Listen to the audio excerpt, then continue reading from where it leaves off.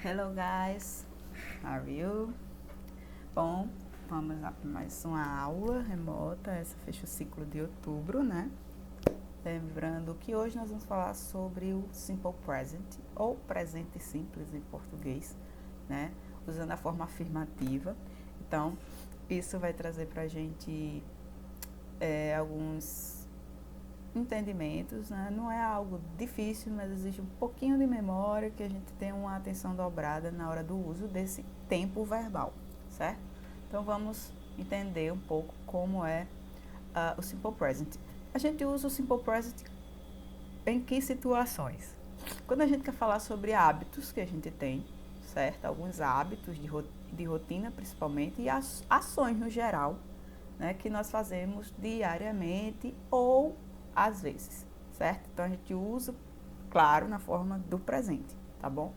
Então são basicamente isso, para falar sobre ações e hábitos rotineiros de forma geral que acontece na nossa vida. Como é a estrutura desse tempo verbal? O que é que eu tenho que usar, né? A estrutura para falar alguma frase que esteja usando o Simple Present. Eu preciso ter um sujeito, né? Depois um verbo de ação, porque aqui ações, se a gente fala de ações, o verbo precisa indicar uma ação, né? E depois um complemento, que aí pode ser muitas coisas, pode ser um advérbio de tempo, pode ser um local, um lugar, enfim, vai depender aí do que você quer falar, tá? Vamos analisar aqui esse exemplo, que é um bem básico, né? Por exemplo, aqui eu estou usando o I como sujeito, né? Ó, está em verdezinho, o I é o sujeito. Eu estou usando o verbo de ação run, que é correr, né? Esse é o verbo de ação, correr. Correr é uma ação. E on Sundays é o complemento, ou seja, aos domingos. Então, eu corro aos domingos. Digamos que é um hábito meu correr, né? Sair para correr os domingos, né? Então, é um hábito da minha rotina. Todo domingo eu vou lá, ter um horário, faço uma corrida. Então, isso aí é um hábito que eu tenho dentro da minha rotina diária aí, tá bom? Semanal, digamos assim. Até aí, great, belezinha? Vamos entender um pouquinho mais, porque a gente não só tem o run como verbo de ação, né? A gente não só faz isso. Então, vamos observar aqui a tabela. E nessa tabela, o que é que a gente precisa ter atenção? Atenção, certo? Quando o sujeito for ele ou ela, e lembre-se que ele ou ela vai ser he, she ou it, né? Que a gente conhece como terceira pessoa do singular. Acho que eu já falei sobre isso em uma outra aula, né? Terceira pessoa do singular sempre vai ser ele ou ela, sujeito. E gente, super dica de gramática. Todas as mudanças de conjugação, geralmente, né, a maioria das vezes, mudança de conjugação de verbo, por isso que o inglês, em termos de gramática, é muito mais simples do que o português. Por quê? Essas alterações geralmente vão acontecer quando o sujeito for ele ou ela, quando estiver na terceira pessoa do singular, né? É quando o verbo vai mudar, ok? Então, pega essa dica aí, que quando o sujeito for ele ou ela, eu já sei que eu tenho que prestar atenção nas regras de conjugação, que no caso do Simple Present, certo? São três regrinhas básicas. Nós temos a regra do S, essa regra do S é conhecida como regra geral, certo? Nós temos a regra do ES e a regra do IES. E agora a gente vai entender como é que a gente usa de trás para frente, que é para vocês entenderem melhor. Gosto mais acho que fica mais claro. Quando é que a gente usa a regra IES? Quando é que a gente usa a regra IES? Vou botar aqui. O IES, certo? Eu vou usar quando o verbo terminar em Y, como é o caso de fly, né? Digamos que o verbo fly é o verbo voar, certo? Eu tenho um verbo aqui terminado em Y, que antes dele vem uma consoante, que é a consoante L. Neste caso, esse verbo vai entrar na regra do IES, tá? Por exemplo, se eu tenho na conjugação, ele vai ficar assim. Se eu tenho um verbo de ação terminado em Y e antes dele vem uma consoante, na conjugação com essa regra, eu vou tirar o Y, né? E vou acrescentar IES. Então, o exemplo fica assim, por exemplo, the plane, o avião voa, né? The plane voa, por exemplo. The plane every day, for example. Então, digamos que um determinado voo aí, um determinado avião, ele faz voo todos os dias. Então, the plane flies every day. Todos os dias. Aí, você vai me perguntar aqui. Mas a gente só não conjuga o verbo na terceira pessoa com he, she ou it? Sim. Eu não estou usando como sujeito he, she ou it, certo? O pronome em si. Mas eu estou usando a terceira pessoa, porque the plane é o avião, ele, o avião.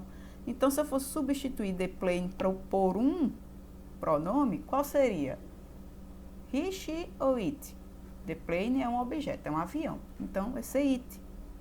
E it é terceira pessoa. Então, vai sofrer, né? A regra vai ter que ter alteração no verbo, porque faz parte da terceira pessoa. E, neste caso, o verbo que está sendo usado é o verbo fly. Então, it flies every day. Então, ele voa todos os dias, esse avião. Então, it flies every day.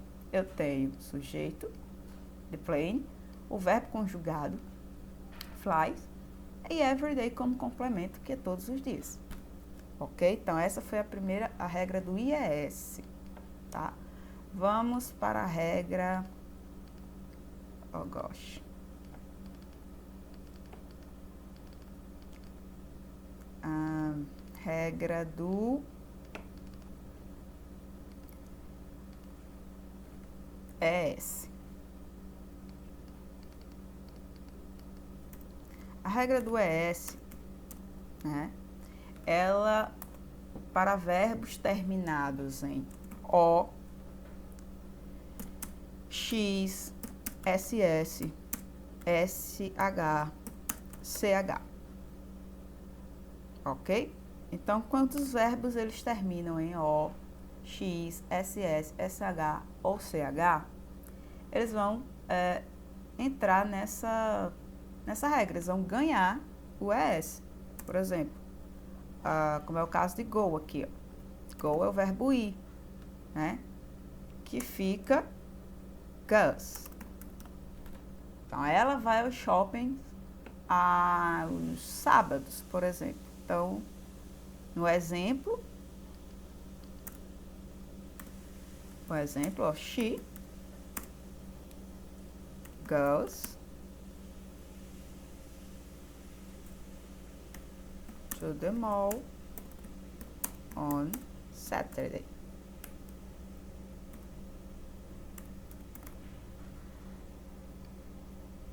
Ok. Gosh. Então, se o verbo ele não entra nessa regra aqui do IES e não entra na regra do S, ele vai ganhar a regra geral, que é a regra do S. Geral. Regra geral. Ok? Regra geral. Então, se ela não entra aqui na regra do IES, não entra na regra do ES, ele vai ganhar apenas um S no final, que é a regra geral, que foi o caso do run. Então, se eu digo que Marcos corre todos os dias, vamos colocar aqui como exemplo. Marcos, poderia ser Carlos também, não importa, mas vamos usar Marcos. Marcos runs every night, por exemplo, todas as noites. Todas as noites, Marcos dá a corridinha dele, então every night, ok? Every night, toda noite, ok?